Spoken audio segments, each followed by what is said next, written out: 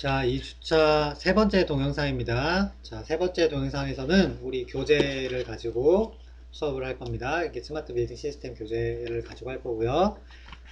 교재 페이지는 11페이지 제2장 스마트 빌딩의 기본 개념에 대해서 알아보도록 하겠습니다. 이미 이제 PPT를 준비했으니까 PPT를 함께 보면서 설명을 하도록 하겠습니다.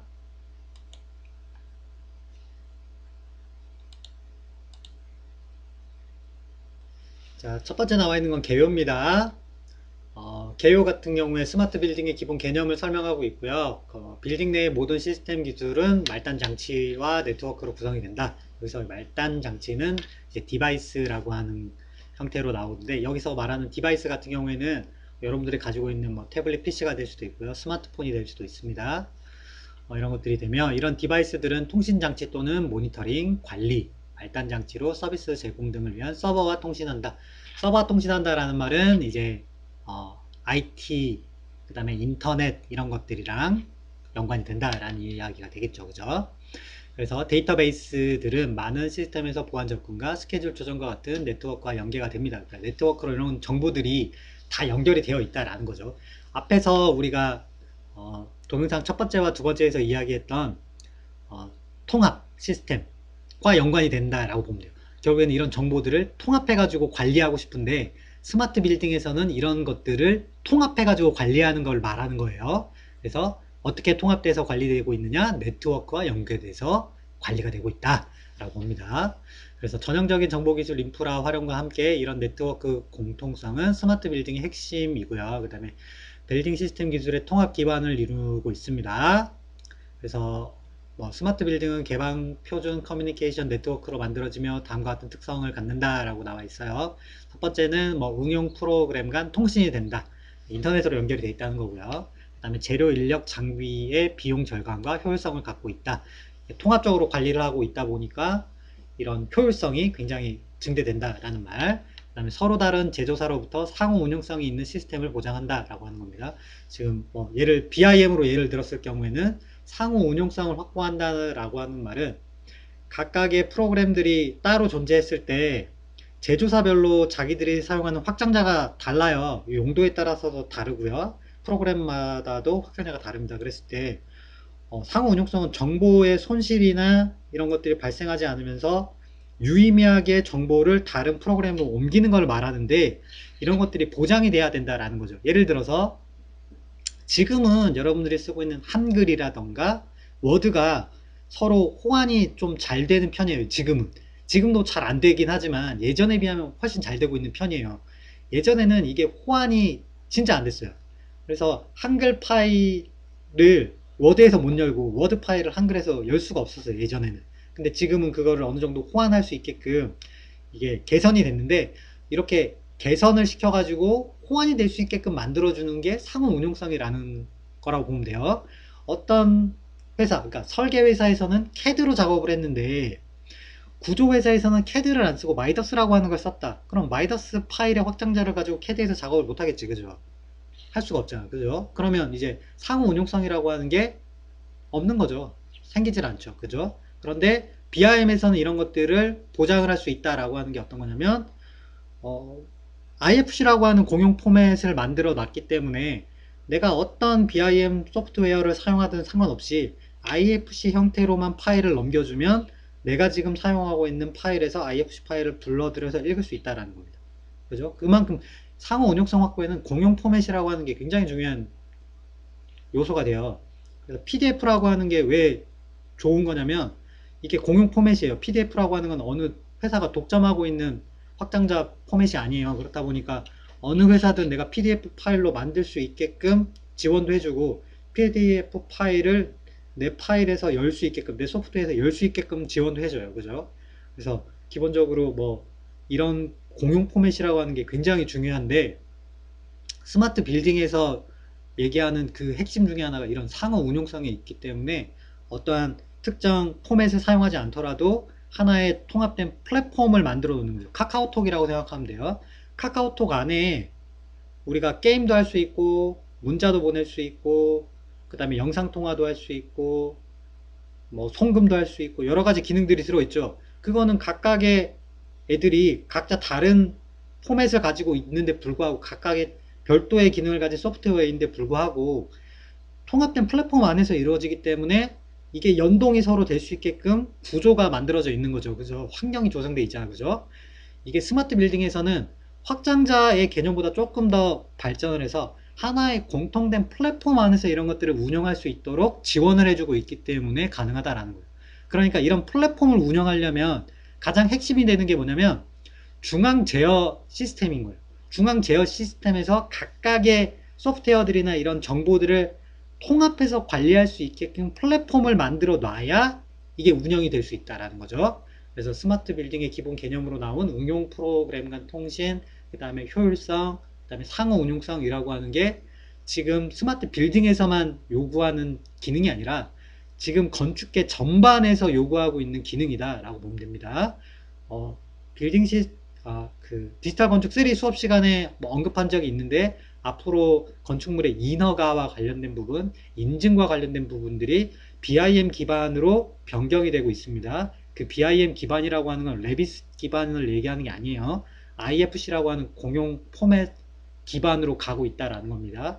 그런 기반으로 K-BIMS라고 하는 곳에서 오픈 BIM 기반으로 플랫폼을 만들고 있고 구축을 하고 있기 때문에 앞으로 상호 운용성이 있는 시스템이 운영이 될 수 있게끔 만들 수 있는 거고, 이걸 기반으로 해서 우리가 지금 추구하고 있는 방향이 스마트 빌딩, 그리고 스마트 빌딩들이 모이게 되면 이게 스마트 시티, 이렇게 가려고 지금 준비를 하고 있는 단계인 거예요.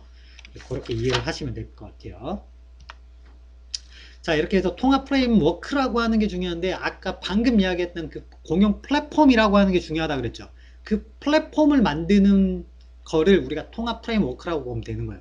플랫폼 자체가 통합 프레임워크다 라고 이해하면 됩니다. 카카오톡이다, 오픈 BIM이다 라고 생각을 하면 됩니다.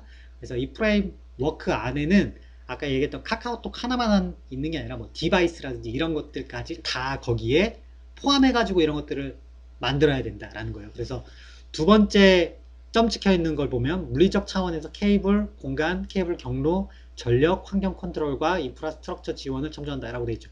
이 말이 그 말이에요. 그러니까 소프트웨어적인 것만, 정보만 통합하는 게 아니라 그 밑에 있는 물리적인 것들도 통합하는 방향으로 가고 있고, 스마트 빌딩은 개별 건물 하나이기 때문에 이게 가능하다는 거예요. 스마트 시티에서는 이 건물과 이 옆에 있는 건물이랑 통합을 하는 게 만만치 않겠지. 그죠? 그래서 아직은 어려운 거야.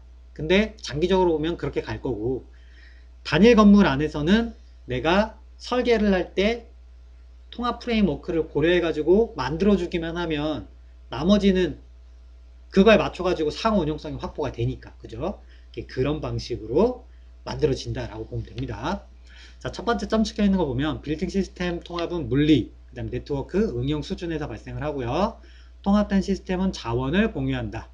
그 다음에 시스템 통합은 물리적인 부분과 기능적인 부분 모두를 빌딩 시스템으로 포함을 하고 있다. 물리적 차원은 이야기했고요. 기능적 차원에서는 상호 운용성에 가능한 성능을 첨부한다.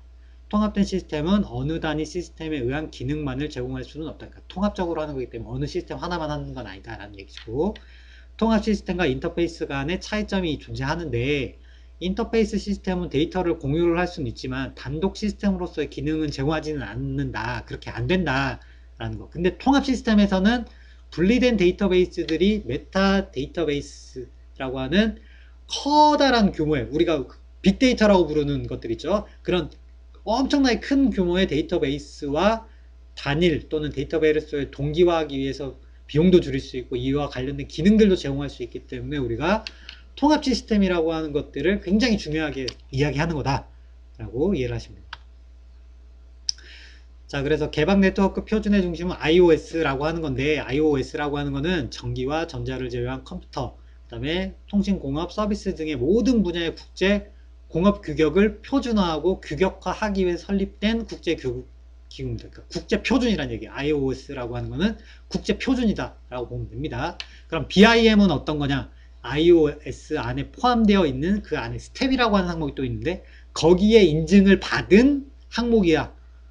그래서 건축 설계하는 전반의 것들을 스텝 기준으로 관리를 하는데 그 iOS 안에 있는 기준입니다. 그 국제 표준을 기반으로 해서 만들어 놓은 체계이기 때문에 우리가 이거를 국제 표준으로 해서 모두가 이거에 맞춰가지고 만들 수 있는 거예요. 어느 하나가 독점하고 있는 게 아니라 국제 표준이니까 가능하다라고 하는 겁니다. 그래서 이런 것들을 이제 OSI라고 하는 모델로 만들게 되는데, 이 OSI 모델이라고 하는 게 7가지 레이어로 만들어져 있다라고 보면 되는데, 이 7가지 레이어라고 하는 게 결국에는 어떤 거냐면 정보를 주고받게끔 하기 위한 네트워크를 구축하는 것들을 말하는 거예요. 내가 가진 정보를 상대방이 가진 정보랑 주고받아야 될 거 아니야. 우리가 보통 그걸 뭘로 많이 해요? 인터넷을 통해서 많이 하죠. 그 인터넷, 내 컴퓨터에서 상대방 컴퓨터로 정보가 주고받을 수 있게끔 하는 그 전체 과정, 일련의 과정들이 국제표준으로 안 만들어져 있으면 내 컴퓨터랑 제 컴퓨터랑 기준이 다르면 호환이 안 될 거 아니야. 그죠? 근데 국제표준으로 돼 있기 때문에 나랑 쟤랑 호환이 되는 거야. 한국에서 뭔가를 만들어 가지고 이메일을 날려도 영국에서 받든 미국에서 받든 어디에서 받게 되면 그게 그대로 내가 보낸 거랑 똑같이 받을 수 있게끔 만들어 놓은, 그 네트워크를 이용해서 만들어 놓은 게 OSI 모델이다 라고 보면 되고, 그 안에 7가지의 절차가 존재한다 라고 이해하시면 됩니다. 여기 그림으로 나와 있는 게 그 7가지 절차들을 이야기한 겁니다. 그래서 이렇게 있는데, 요거를 스마트 빌딩에서는 간략하게 이렇게 3개 묶어가지고 하나, 이렇게 묶어서 하나, 이렇게 묶어서 하나, 이렇게 2개 묶어서 하나, 이렇게 해서 구분을 해서 5단계로 구분을 해서 설명을 하고 있어요. 그래서 5단계라고 하는, 이렇게 보게 되면 OSI 모델이라고 하는 게 이렇게 7단계로 나눠져 있는 게 요걸 말하는 거고요. 여기 보면 각각의 용어들이 있는데, 요 용어들 같은 경우에는 여러분들이 인터넷 컴퓨터를 하면서 봤던 용어들이 굉장히 많이 등장해요. 이게 볼 때는 이게 뭔지 모르고 그냥 우리가 썼지만, 이 수업을 듣고 나면 아, 이게 대충 어떤 이야기구나, 이게 뭘 말하는 거구나 라고 하는 걸 이제 알 수 있게 되는 거지. 그죠? 그리고 이 7단계를 이렇게 간략하게 4단계로 구분하는데, 이렇게 2개 합쳐서 한 단계입니다. 이렇게 하나, 인터넷 계층 하나, 그 다음에 전송 계층 하나, 응용 계층 하나, 이렇게 해서 4단계로 이렇게 묶어서 이렇게 구별을 하는데, 요 내용을 이제 듣고 나면 프레임워크라고 하는 게 결국에는 정보통신, 컴퓨터와 관련된 용어에서 나온 거다라고 이해할 수 있고, 스마트 빌딩을 할 때 이 내용을 빼먹을 수가 없는 거죠. 왜냐면 스마트 빌딩이라고 하는 게 아까 얘기했던 정보를 통합하는 과정에서 출발을 했기 때문에, 정보를 통합하고 그 다음에 이거를 정보를 주고받고 하는 과정이 뭘로 이루어지냐면 아까 얘기했던 인터넷 네트워크망을 통해서 이루어진단 말이에요. 그죠? 그러니까 이런 표준에 맞게끔 정보들이 구축이 되고, 그 다음에 우리가 쓸 수 있게끔 환경을 만들어 놓는 게 결국 플랫폼이 된다 라고 보면 됩니다. 국제 표준에 의한 겁니다. 그 다음에 여기 보면 TCP, IP라고 이렇게 써놨는데, 요거는 뒤에 가면 한 번 더 설명을 합니다. 자, 그 중에 첫 번째가 물리층이다. 그래서 물리층이라고 하는 거는 네트워크 링크는 뭔지 알죠? 그죠? 또는 채널에 걸친 정기적인 통신을 말합니다. 그래서 레이어는 정확하게 뭐 다른 네트워크 장치로부터 받은 데이터의 비트라고 하는 거는 우리가 정보를 전달하는 가장 작은 단위, 여기 써놨어요. 여러분들 이해하기 쉽게 이렇게 써놨습니다. 요거를 말하는 거고, 우리가 이걸 비트라고 하는 거를 우리가 보통은 이진법에 의해서 만들어진 디지털과 같은 의미죠. 우리 디지털이라고 하면 010101 해가지고 이야기하잖아. 그죠? 그거를 말하는 최소 단위가 비트다 라고 보면 됩니다. 그래서 비트 단위로 전송을 할 수 있게끔 얘가 만들어주는 게 물리층이다 라고 보면 됩니다. 그래서 이 물리층은 네트워크 장치 간의 물리적 연결을 시작하고 유지하고 종료하는 애다 라고 보면 됩니다. 이 뒤에 있는 거 한번 읽어보세요. 자, 그 다음 데이터 링크층이라고 하는 거는 그 다음 레이어가 되겠죠. 그 레이어에서는 이제 프레임이라는 데이터 비트를 가지게 되는데, 신뢰할 수 있는 전송을 보장하기 위해서, 신뢰할 수 있는 전송이라고 하면 아까 얘기했던 상호 운용성이라고 하는 거를 확보하려고 그러면 정보가 중간에 손실이 되거나 누락되거나 변형이 되거나 이런 일이 없어야 되잖아. 그죠? 그런 것들이 안 생기게 하기 위해서 뭘 쓰냐면 이런 데이터 패키지라고 하는 거를 만들게 돼요. 이 데이터 패키지 여기 써놨어요. 그래서 데이터 패키지라는 우리가 흔히 말하는 뭐 패키지 같은 의미라고 생각을 하면 돼. 그래서 묶음 단위로 이거를 만들어 가지고 전송을 하게 돼. 그냥 하면은 이게 뒤죽박죽 섞이니까 이거를 적정하게 이렇게 묶어 가지고 혼란스럽지 않게, 혼돈이 안 생기게끔 이렇게 묶어 가지고 발송을 하게 돼 있단 말이에요. 정보를. 그런 것들을 만들게 되는 층이고요. 그 다음에 전송 에러 검출 및 제어뿐만 아니라 데이터베이스 스트림을 출발자와 목적지 주소를 추가해가지고 보내. 택배를 보내야 될 때, 그죠? 우리가 편지를 보낼 때 누가 보냈고 누가 받을 거다라고 하는 걸 적어야 되잖아, 그죠? 똑같아. 데이터를 내가 전송을 하고 싶으면 보내는 사람이 있고 받는 사람이 존재해야 되잖아, 그죠?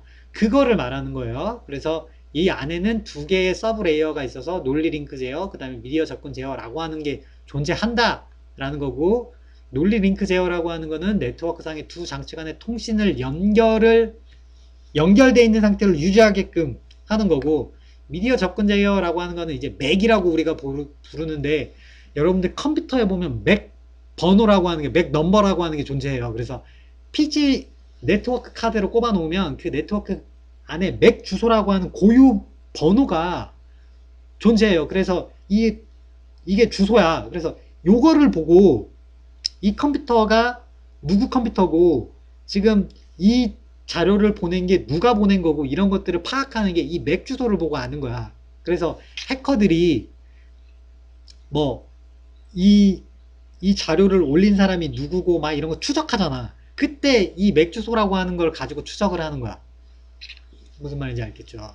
그 이야기를 하는 겁니다. 그래서 데이터 링크층에서는 이제 정보를 주고받기 위해서 데이터 패킷이라는 걸 만들어서 내가 보내는 사람이 누구고 이런 것들을 지정해 가지고 이렇게 보낼 수 있는 택배 회사로 치면은 그 우리가 접수하러 가죠. 그 접수처다라고 보면 됩니다. 자, 네트워크 층이라고 하는 거는 이제 패킷이라고 하는 거를 보내야 되잖아. 그죠?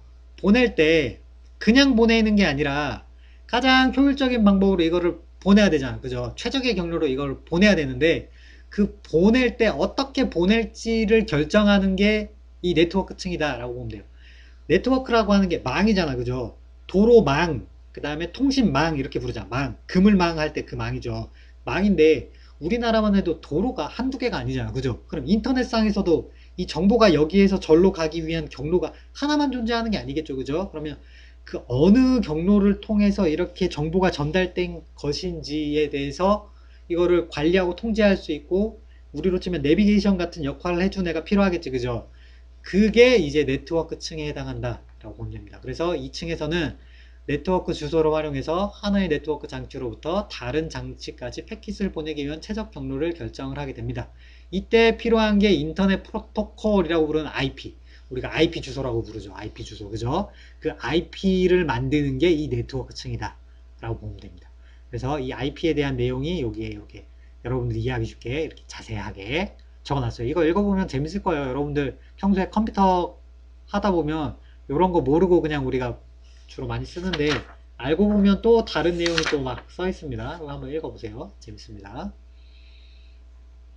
그 다음 전송층에서는 데이터의 신뢰성 있는 전송을 책임지기 위해서 상위층 데이터 패킷은 좀 더 작은 패킷으로 구분이 되고, 이때 작은 패킷들 간의 순서를 기록하고 관리하는데, 내가 택배를 보냈는데 동시에 보냈는데 택배 회사를 다른 애로 설정을 해놨더니 어떤 택배는 먼저 도착하고 어떤 택배는 늦게 도착하고 이렇게 할 수가 있잖아. 그죠?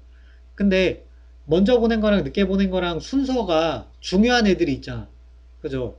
내가 어떤 문자를 썼는데 문자를 쓸 때 단어의 순서가 앞뒤가 바뀌어 버리면 의미가 달라지는 경우가 존재할 수 있잖아. 그죠? 그런 일이 없게끔 먼저 들어온 순서대로 하는 게 아니라 원래 발송한 순서에 맞춰가지고 순서를 재배열해 줘야 될 거 아니야. 그죠? 그런 역할을 해주는 게 이 전송층에서 하는 것들이다 라고 보면 돼요. 그 중에서 이제 전송 제어 프로토콜이라고 하는 걸 우리가 TCP라고 부르는 거고, 네트워크층 프로토콜에서 가장 많이 활용하는 것이 바로 이 TCP/IP라고 하는 겁니다. 그래서 이 TCP/IP라고 하는 게 여러분들 그 인터넷 그 연결하는 데 가보면 이거 다 써 있어. 다 있는 건데 뭔지 모르고 그냥 우리가 쓰는 것들인데 이게 써 있고요. 그 인터넷 프로토콜 스위트라고 부르는 겁니다. 여기서 말하는 스위트라고 돼 있는 거는 여러분들 스위트룸 알죠? 스위트룸. 그 스위트룸하고 같은 의미예요. 그래서 뭐 대충 해석을 하자면 스위트라고 하는 게 뭐 세트, 모음, 묶음 뭐 이런 의미로 해석을 하면 되는데, 스위트룸이라고 하는 게 스위트가 달콤하다라고 생각하는 사람은 있을 수 있어. 근데 그런 말이 아니라 몇 개 연결된 방으로 이루어진 공간을 우리가 스위트룸이라고 불러요. 그래서 스위트룸 보면 굉장히 큰데 우리가 아는 일반 아파트처럼 생긴 게 아니라 약간 방들이 여러 개 이렇게 결합되어 있는 형태로 이렇게 만들어져 있어서 조금 일반적인 주택이랑 좀 구조가 다르게 돼 있습니다. 그거를 우리가 스위트룸이라고 부르는 거예요. 이렇게 세트, 묶음, 모음 뭐 이런 걸로 해석을 하는 겁니다. 그런 것들이 이루어지는 거다라고 보면 돼요. 그래서 IP의 묶음들이라고 이해하면 되겠죠. IP 주소의 묶음 이렇게 이해하면 될 거예요. 그래서 이런 것들을 의미한다. 이런 것들을 전송층에서 관리한다 라고 보면 됩니다. 그 다음 나오는 게 이제 응용층인데 응용층에서는 이제 세션, 그 다음에 프레젠테이션, 응용층 이렇게 해서 세 개로 구분이 됩니다. 이렇게 해서 세 개를 묶어가지고 하나의 레이어로 이렇게 응용층 이렇게 해서 이야기를 하는데 뭐 세션과 프레젠테이션 층은 단말 사용자의 어플리케이션과 대화를 못하네 관리하고 응용층에서 데이터를 보내고 포매팅하는 부분을 담당을 하고 있다. 그래서 세션 레이어에서는 로컬과 원격 어플리케이션 간의 연결을 설정 관리 종료한다. 프레젠테이션 레이어 같은 경우에는 응용층 간의 데이터 프레임워크를 설정한다.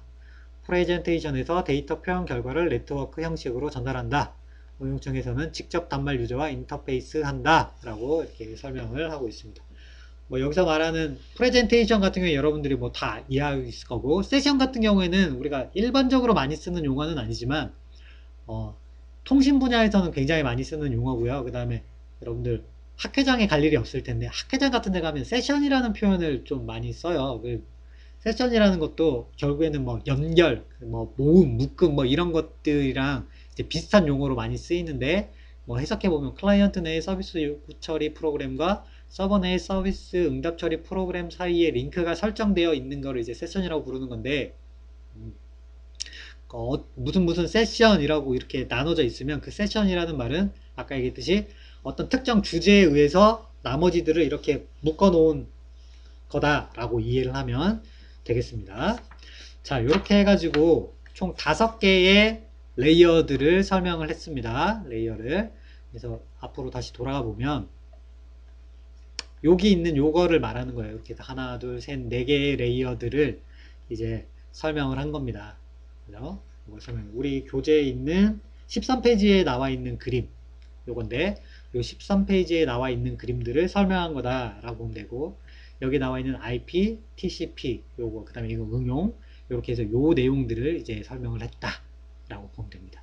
여기서 말하는 여기 뭐 스마트 빌딩 프로토콜 스위트라고 돼 있는데 요 말이 결국엔 바꿔가지고 ICP 그 다음에 IP 요거랑도 거의 똑같다라고 보면 돼요. 왜냐면 이걸 제일 일반적으로 많이 쓰거든. 그래서 요거랑 같은 개념이다 라고 보면 돼요. 그래서 층들이 이렇게 나눠져 있다. 그래서 네트워크 그 다음에 인터넷 이게 이제 네트워크죠. 그 다음에 전송, 응용 이렇게 해서 나눠져 있다. 이 안에 우리들이 사용하는 용어들이 여기는 뭐 IP 여기 보면 IPv4, IPv6 있는데 이거는 버전입니다. 버전. IP 인터넷 프로토콜 버전 4번째 거, IP 프로토콜 버전 6번째 거 이런 이야기입니다. 그 다음에 인터넷과 제일 많이 헷갈리는 명칭 중에 하나가 이더넷이라고 하는 게 있고요. 그 다음에 여기에 뭐 와이파이라고 하는 것도 있습니다. 나중에 우리가 이 와이파이에 대해서도 이야기를 합니다. 이런 애들이 이렇게 용어들이 정리가 되어 있다 라고 보면 됩니다. 그래서 여기 있는 것들을 정리해 가지고 묶어 놓으면 이렇게 되는 거예요. 여기 보면 세션, 표현, 응용 묶어서 응용으로 그 다음에 전송은 여기 전송 그 다음에 인터넷 계층이라고 여기 써 있지만 이게 여기 네트워크 계층 그 다음에 데이터 링크랑 물리랑 이렇게 또 합쳐 가지고 하나 이렇게 이해를 하는 겁니다. 이런 식으로 정리가 되어 있다라고 하는 것을 이해하시면 통합 프레임워크에 대해서는 여러분들이 이제 이해를 할 수가 있어요. 이게 스마트 빌딩의 가장 기본 개념인 거예요. 결국에는 다시 앞으로 돌아가면 이 내용이 다시 이제 들어가는 거죠. 결국에 빌딩 시스템이라고 하는 거는 통합, 그죠? 통합 관리를 하는 건데 스마트 빌딩이라는 말 자체가 우리가 약간 디지털화된 느낌이 여러분들 들죠, 그죠? 그래서 어떤 컴퓨터 프로그램이나 소프트웨어를 이용해서 서버 또는 뭐 인공지능 뭐 등등등을 이용해서 여러 다양한 정보들이 많이 빅데이터들이 엄청나게 생성이 돼요. 센서에 의해서 엄청나게 생성이 되는데 이런 것들을 인터넷 네트워크 망을 이용해 가지고 장비와 장비 우리가 IoT라고 부르죠. IoT를 이용해 사물 인터넷을 이용해서 정보를 서로 막 주고받을 수 있게끔 만들고 관리를 할 수 있게 만들고 서로 주고받는 걸 우리가 관리도 하고 통제도 할 수 있게끔 하는 시스템 전체를 우리가 빌딩 시스템이라고 이야기하고 핵심은 통합. 근데 그 통합이라고 하는 것을 하기 위해서는 여기서 말하는 프레임워크라고 하는 게 굉장히 중요한 핵심 요소가 되는 거고 이 통합 프레임워크라고 하는 게 결국에는 여기 말하는 정보를 주고받는 게 가장 핵심이 된다. 그래서 기본적인 거예요. 이 정보를 주고받는 핵심의 구조들이 어떻게 이렇게 만들어져 있는지를 이해하고 있으면 나중에는 어떤 정보, 이 물체랑 정보를 어떻게 주고받는지를 대충 우리가 인지를 하고 있기 때문에 아, 이게 되겠네. 이렇게 하면 되겠네. 라고 하는 거를 짐작을 할 수 있는 거야. 아, 되는구나. 물론 이런 거 몰라도 우리가 알 수는 있지. 짐작할 수 있지. 근데 알고 보면은 더 이해가 잘 된다라는 거죠. 우리가 여러분들이 지금 쓰고 있는 컴퓨터, 지금 여러분들 설계지에 컴퓨터 갖다 놨을 텐데 그 컴퓨터를 쓸 때도 이런 정보 전달 체계라고 하는 레이어들에 대해서 알고 있으면 여러분들이 하면서 보다 보면 여기 IP 주소를 입력해야 돼. IP가 도대체 뭔데? 라고 하는 걸 알 수 있는 거죠. 그죠? 와이파이가 도대체 뭔데? 그죠? 나중에 배웁니다. 이런 것들에 대해서 알고 있으면 더 이해도 잘 되고 활용도 더 잘할 수 있다라는 겁니다. 자, 그래서 기본 개념에 대해서 우리가 이야기를 했고요. 이런 기본 개념을 바탕으로 해서 다음 시간에는 이제 맨 앞에 이야기했던 물리적인 차원에서의 케이블 공간, 전력 환경 컨트롤 인프라스트럭처 이런 부분에 대한 설명이 지금 안 돼 있죠. 이런 부분에 대한 설명을 추가적으로 하도록 하겠습니다. 이게 우리가 동영상으로 할 경우에는 다음 3주차에 이 내용에 대해서 설명을 할 거고요. 만약에 이게 동영상으로 하지 않고 우리가 대면 수업을 할 수 있게 되면 여기서부터 좀 더 이제 복잡하고 어려운 내용에 대한 항목이 되겠죠. 이런 것들은 조금 순서를 뒤로 밀어가지고 중간고사 이후에 배우는 걸로 진도를 조정을 하려고 하고 있습니다. 자, 여기까지 설명을 하도록 하겠습니다. 자, 긴 시간 동안 듣느라 수고 많이 하셨습니다. 지금 좀 약간 머리 아픈 친구들 있죠? 네, 지금 좀 어려울 텐데 책 사세요. 교재 사가지고 읽어보면 그렇게 뭐 어려운 내용만 들어있는 게 아니라 여러분들이 좀 알아야 되는 중요한 필수적인 기본적인 항목이라고 보면 돼요. 기본 항목. 개론이라고 보시면 됩니다. 이런 내용들이 정리가 쭉 돼 있으니까 참고하시기 바랍니다. 자, 세 번째 동영상은 여기서 마치도록 하겠습니다. 여러분 수고 많이 하셨습니다.